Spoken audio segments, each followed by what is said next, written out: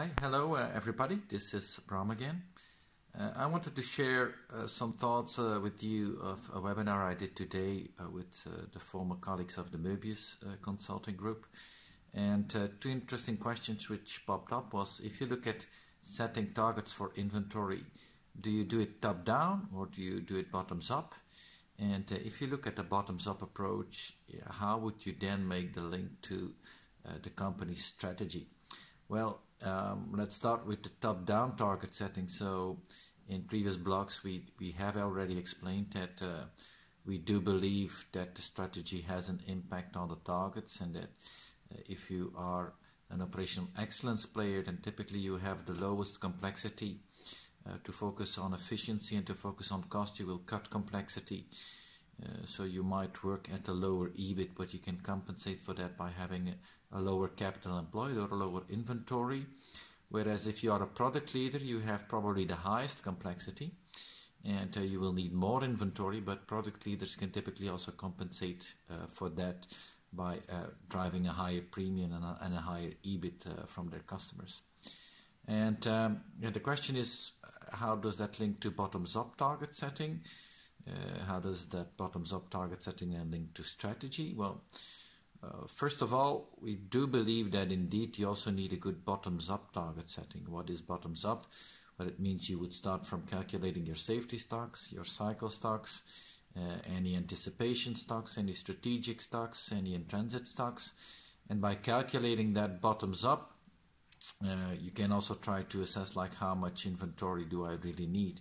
And why do we need the bottoms-up approach? Well, let's assume that we say from the top-down target or the top-down calculation we get a target inventory turns of 3.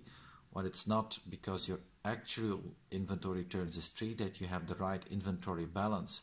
You still might have too much inventory of one product or one product category, while you might not have enough of a different product or a different product category.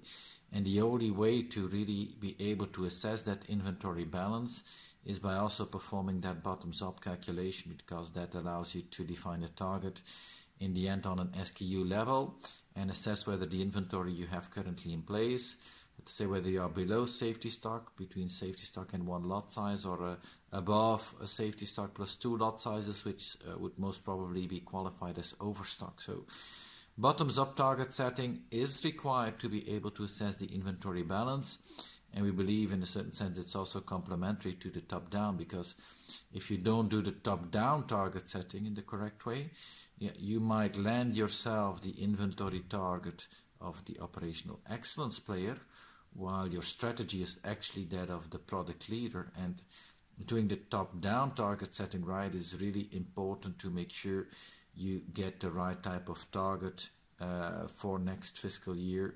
If you don't take the lead in that discussion, finance may define a target for you. And our experience, as we have discussed in the past, is that companies do not necessarily do a good job by just, for instance, applying one-dimensional benchmarking there. So okay, if we agree that we need both the top-down and the bottoms-up, how would that strategic thinking then reflect also in our bottoms-up calculation or bottoms-up target setting? Well, let's start again with what's the situation of the operational excellence player. Well, to maximize the efficiency, he will try to cut as much complexity as possible. So he will really focus on the fast-moving products. If we go from the operational excellence player towards the customer intimacy, well, in customer intimacy, I try to give the best total solution. So I probably try to act as a kind of a one-stop shop. So the customer intimacy player will have a much broader product portfolio compared to the operational excellence player. And what does that mean? It means that, well, whereas the operational excellence player will not have a long tail, you will start seeing the long tail if you shift towards customer intimacy. And we know that in the long tail, if we still want to give a high service level, we will be carrying more inventory compared to the fast-moving product. So if I shift towards customer intimacy, I will have the long tail, which requires more inventory or has low inventory turns, and my total inventory turns will start going down. But again, from a strategic perspective, that's fine as long as my customers are willing to pay a premium for that, as long as I can increase my EBIT.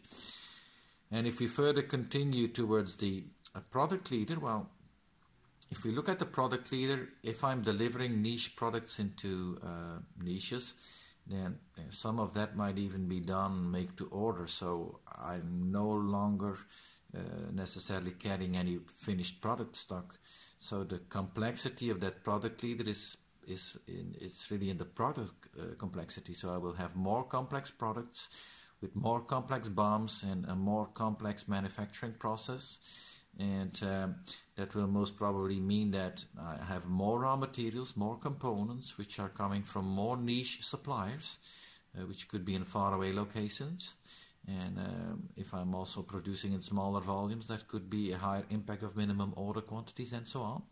So some of the calculations might be the same. I might still calculate safety stocks and lot sizes, but instead of doing that on finished product, I'm probably more concerned with raw material and intermediate or component inventories, and I will most probably have more a long tail in that raw material component or intermediate type of inventory instead of having it on the finished product stock. So in general, we believe that you need a bottoms-up calculation, and the type of calculations you do for safety stocks and lot sizes, much of that could be comparable, but you know that if you shift from operational excellence to customer intimacy, that you will start encountering a long tail, so you simply will calculate it for many more SKUs. And if you shift from customer intimacy into product leadership rather, then you will see shifting that inventory from the finished product more into the let us say work in process, intermediates, raw material component type of inventory. You might also see different types of inventory. If you are a product leader, you might have more strategic stock of certain key raw materials or components.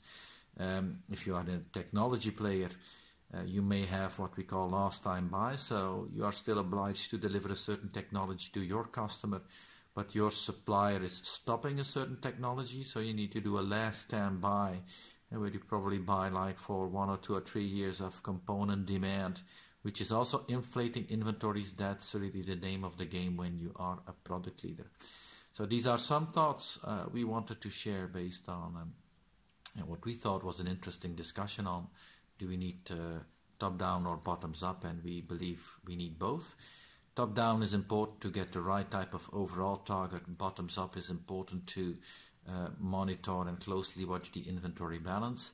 And when you look at the bottoms-up calculation, well, most probably you will do comparable calculations, but for the customer intimacy, it will also be more on a long tail of products. And if you are a product leader, it will be more focused on, let us say, the components, the intermediate type of inventory. So that's what we wanted to share with you. We hope you enjoyed, and we will be back for more.